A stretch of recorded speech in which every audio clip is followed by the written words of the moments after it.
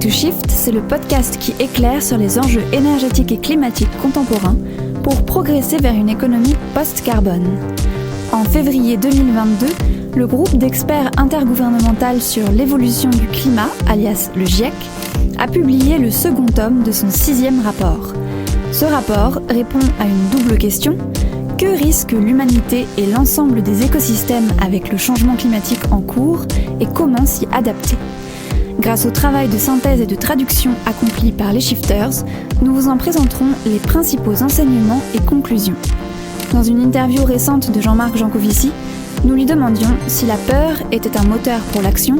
La réponse reste ouverte, mais il est certain que le contenu de ce rapport sonne comme une mobilisation générale. Pour commencer, un petit rappel concernant le fonctionnement de notre fournisseur de rapports en chef, le GIEC. Le GIEC est organisé en 3 groupes de travail.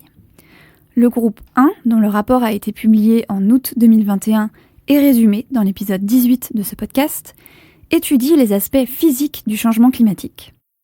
Le groupe 2, qui a produit le rapport dont nous parlerons aujourd'hui, évalue les risques associés à ce changement et les stratégies d'adaptation. Enfin, le groupe 3 se concentre sur les mécanismes pour atténuer le changement climatique, autrement dit la réduction des émissions de gaz à effet de serre. Son rapport est paru en avril 2022 et fera l'objet d'un prochain épisode. Quel que soit le rapport, l'analyse se base sur des scénarios d'émissions de gaz à effet de serre, ce qu'on appelle les SSP pour Shared Socio-Economic Pathways, trajectoire socio-économique partagée en bon français. Il y en a 5 qui vont d'un scénario peu émissif à un scénario très émissif. Revenons maintenant à notre mouton, ce 2e tome sur les risques et l'adaptation, qui débute par la description des risques auxquels nous faisons face. Le récit de ce qui nous menace s'écrit à plusieurs temps, parce que désormais l'effet du réchauffement climatique issu des activités humaines ne concerne plus uniquement le futur, loin s'en faut. Au présent donc, il cause déjà des dégâts généralisés à la nature et aux humains, au-delà de ce qu'aurait fait la variabilité naturelle du climat. On parle ici d'insécurité alimentaire, de manque d'eau, des atteintes à la santé physique et mentale et de la hausse des maladies transmises par l'eau et la nourriture. Mais cette hausse moyenne cache des inégalités majeures. Le GIEC souligne dans son rapport que nous ne sommes pas tous égaux face à ces calamités.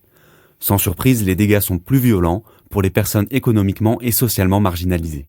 Si l'on reste sous nos latitudes, chacun peut constater que dans nos villes, la canicule n'a pas le même effet sur un habitant d'un pavillon climatisé avec jardin ombragé ou piscine que sur une personne vivant dans la rue sans eau courante. Plus largement, le GIEC insiste dans son rapport sur les différences importantes de vulnérabilité qui existent à l'intérieur d'un même pays, mais aussi entre les sociétés. Pour avoir une vue d'ensemble, le GIEC a cherché à cartographier ces inégalités de vulnérabilité. Il a pris en compte 9 aspects comme le nombre de personnes déplacées, l'accès aux soins, à l'eau et à l'électricité, ou encore la sécurité alimentaire. Cela donne une map monde finement colorée en 5 tons du blanc crème pour le Canada et l'Europe du Nord, dont la vulnérabilité est relativement faible pour l'instant, au rouge écarlate pour de nombreuses régions de la zone tropicale considérées comme d'ores et déjà très vulnérables. Pour une vision complète, rendez-vous page 5 de la synthèse des Shifters, dont le lien est en description de l'épisode. Mais le GIEC ne décrit pas seulement ces vulnérabilités, il en recherche les causes. 5 facteurs majeurs fragilisent les populations. Il s'agit du niveau de développement économique, de la durabilité des usages des océans et des sols, du traitement ou non des inégalités sociales, des fragilités liées à un passé colonial et aussi la gouvernance. Autrement dit, la capacité à élaborer et mettre en œuvre des politiques publiques. Bien entendu, ces 5 facteurs ne sont pas exclusifs et ont tendance à se cumuler et même à se renforcer mutuellement. Un autre aspect de la vulnérabilité des sociétés mis en évidence par le GIEC est qu'elle varie étroitement avec la fragilité des écosystèmes qui les font vivre.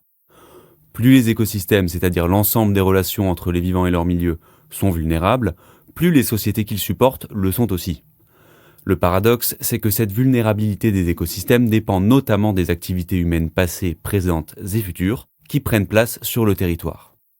Plus la pression humaine sur les sols, l'océan et l'eau douce pour produire et consommer est importante, plus les écosystèmes sont fragiles face au réchauffement et risquent d'être incapables de fournir le nécessaire aux humains pour subsister. Les augmentations actuelles de population dans certaines régions du monde sont un facteur aggravant de vulnérabilité. Quittons maintenant le présent pour nous projeter dans le futur. Oh, qu'est-ce que je t'avais dit? 88 miles à l'heure! Le futur, ou plutôt les futurs, dont les contenus seront radicalement différents selon les trajectoires d'émissions de gaz à effet de serre, les scénarios SSP dont on vous parlait. Ces scénarios décrivent des mondes virtuels possibles entre un réchauffement minimal à plus 1,5 degré et une fournaise à plus 4 degrés. C'est ce que nous allons voir en feuilletant le catalogue des impacts. Commençons par le chapitre portant sur la biodiversité, qui est un bon indicateur de l'évolution des conditions de vie en général. D'après le GIEC, si nous parvenions à limiter le réchauffement à 1,5 degré, les pertes de biodiversité, c'est-à-dire la destruction des êtres vivants sur cette planète, resteraient inférieures à 25% sur l'essentiel de la surface du globe. À l'autre bout du spectre, à plus 4 degrés de réchauffement, la perte de biodiversité dépassera les 75% dans de larges régions du monde. Là encore, le GIEC en a fait une carte qui nous révèle une Europe très fortement atteinte. Rendez-vous page 6 de la synthèse des shifters. Une autre mesure de l'hécatombe est l'exposition à des conditions climatiques dangereuses. Ce sont par exemple les conditions de chaleur et d'humidité, l'acidité des océans, l'aridité, les événements extrêmes, la salinisation des sols et j'en passe. Une carte produite par le GIEC croise tous ces facteurs pour révéler les régions du monde où les espèces feront face à une combinaison dangereuse de changements. La ceinture tropicale est particulièrement touchée avec plus de 80% des espèces qui seraient concernées dans un scénario plus 4 degrés. Pour résumer ces deux cartes superposables, en fonction de l'ampleur du réchauffement et au fil de l'avancement de ce siècle, la Terre sera progressivement entachée de zones littéralement invivables pour la plupart des êtres vivants. L'autre information importante qui transpire de ces cartes, c'est que la gravité des risques n'est pas proportionnelle au niveau de réchauffement. Un réchauffement de 4 degrés cause infiniment plus de dégâts qu'un réchauffement de 2 degrés. Rappelons la bonne vieille métaphore du corps humain. À 40 degrés, vous avez une grosse fièvre. À 42 degrés, vous êtes mort. Et entre les deux bornes, chaque dixième de degré compte. Après le vivant en général, le GIEC s'est intéressé plus spécifiquement aux ressources indispensables à la vie humaine. Attention, on ne parle donc pas du puzzle de métaux nécessaire à votre smartphone pour écouter cet épisode ou produire une Tesla, mais plus prosaïquement d'eau et de nourriture. Nous risquons à la fois de manquer d'eau et d'en être submergés. La baisse de l'enneigement des montagnes fait peser un risque particulièrement inquiétant sur les quantités d'eau de fonte disponibles, indispensables pour de nombreuses populations à travers le monde.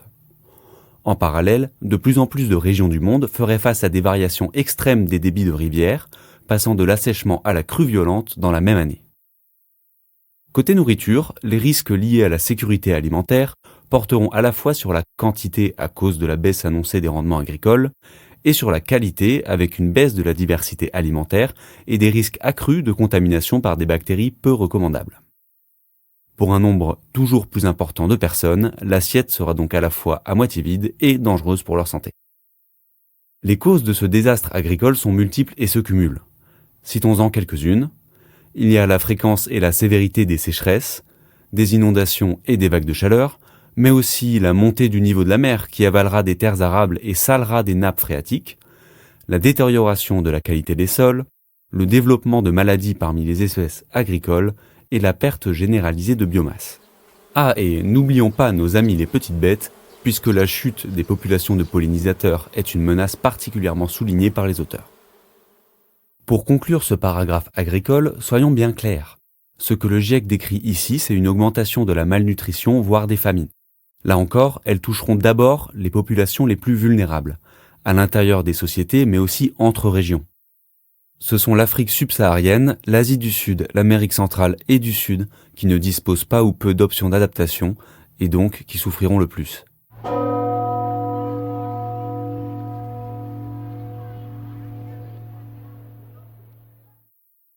Quittons maintenant les ressources pour passer à l'étude directe des grands singes, c'est-à-dire à la description des risques pesant sur la santé physique et mentale de nous autres humains. Un premier impact mérite d'être souligné, selon les scénarios, entre la moitié et les 3/4 de la population mondiale actuelle sera exposée à des combinaisons mortelles de chaleur et d'humidité d'ici 2100, pour un nombre de jours variable dans l'année, de quelques-uns à toute l'année ou presque.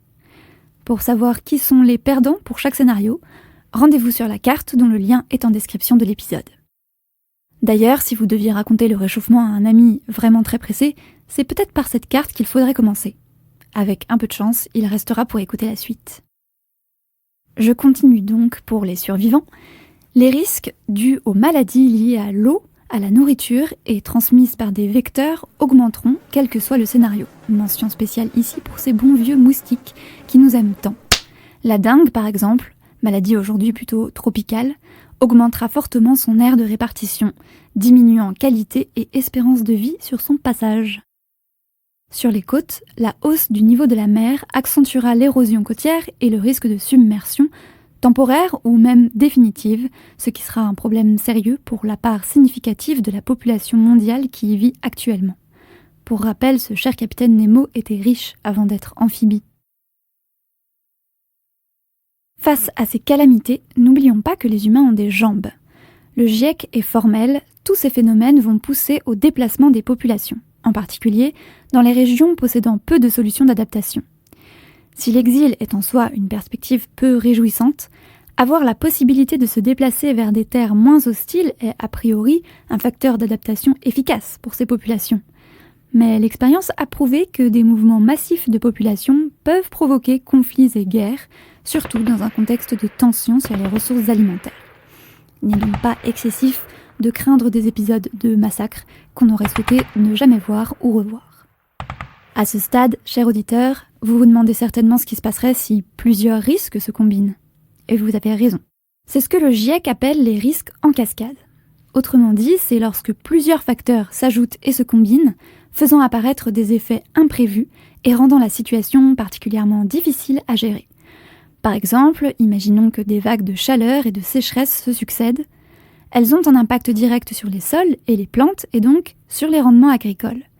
Mais elles ont aussi un impact sur la productivité de la main-d'œuvre qui a trop chaud pour travailler au rythme habituel et qui est éventuellement atteinte par des maladies dont le rayon d'action s'est étendu. Ces impacts sur les hommes réduisent encore plus les rendements. Bon, à vrai dire, pas besoin de beaucoup d'imagination. Pour une illustration déjà bien réelle, souvenez-vous de la mort très médiatisée en 2021 d'un saisonnier guatémaltèque de 38 ans frappé par la canicule dans une pépinière de l'Oregon. Aaron Corvin with Oregon OSHA says the man died on Saturday from heat-related causes. The high temperature in St. Paul that day was 104 degrees. The employee was working on a crew moving irrigation lines, and at the end of the shift, he was found unresponsive in the field. Corvin says Oregon OSHA... Enfin, reste le problème non moins inquiétant des boucles de rétroaction. Rappelez-vous, c'est ce phénomène qui fait que le réchauffement s'auto-entretient et qui met en péril notre capacité à l'atténuer. Le GIEC souligne que toute augmentation de température supplémentaire, même temporaire, risque de faire relâcher du carbone par des écosystèmes qui en stockent actuellement de grandes quantités. Les effets déjà observés aujourd'hui parlent d'eux-mêmes. Augmentation des incendies, assèchement des tourbières, fonte du permafrost, mortalité de masse des arbres. Tous ces phénomènes augmentent les émissions de gaz à effet de serre, affaiblissent les capacités de stockage du carbone, bref, rendent le combat encore plus difficile à mener. Voilà, nous en avons terminé avec la litanie morbide des risques. J'espère que vous êtes toujours avec nous. Ce tome 2 du rapport du GIEC ne nous parle pas uniquement des impacts. Il nous parle aussi de la réaction des sociétés humaines, autrement dit, de l'adaptation. Commençons par quelques impressions positives. Le GIEC reconnaît de nombreux progrès dans la planification et la mise en œuvre de l'adaptation, notamment grâce à une prise de conscience croissante des politiques et du public. Les effets bénéfiques s'en ressentent sur la productivité agricole, la santé, la sécurité alimentaire, plus largement les moyens de subsistance et la préservation de la biodiversité. Voilà pour la caresse.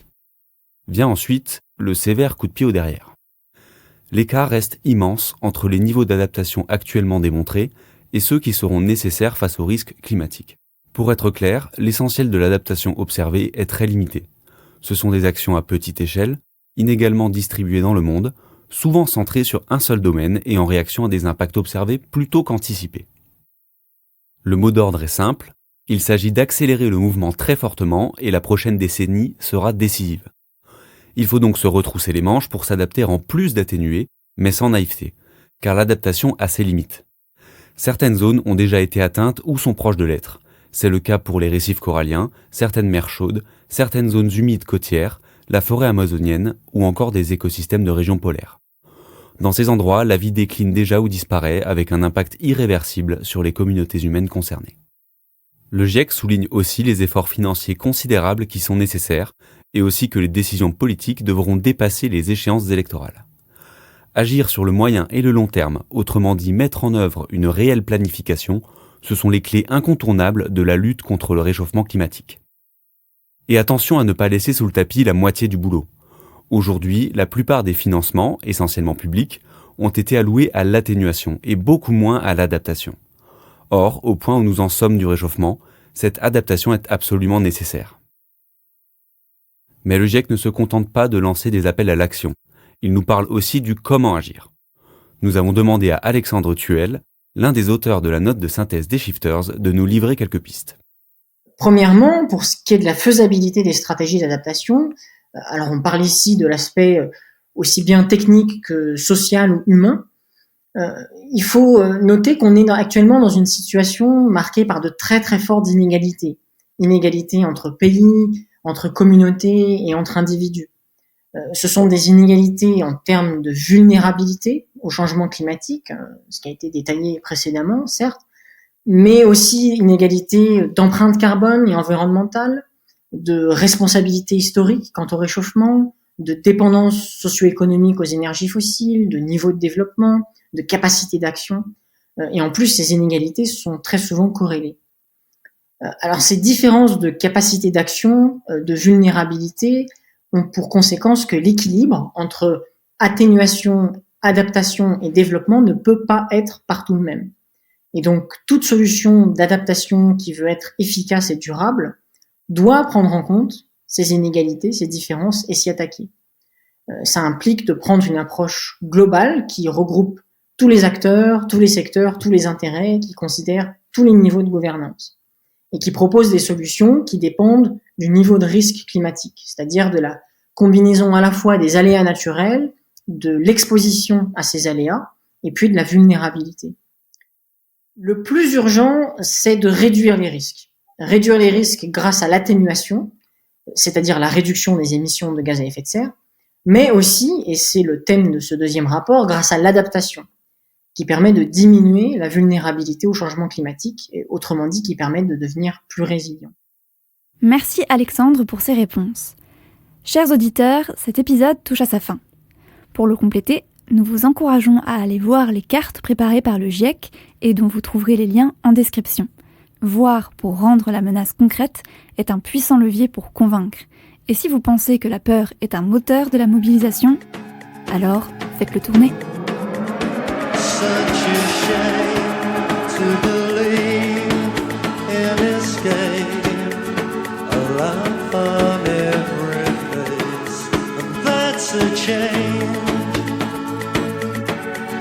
Till I'm finally left with an it. Tell me to relax, I just stare. Maybe I don't know if I should change a feeling that we share. It's a shame.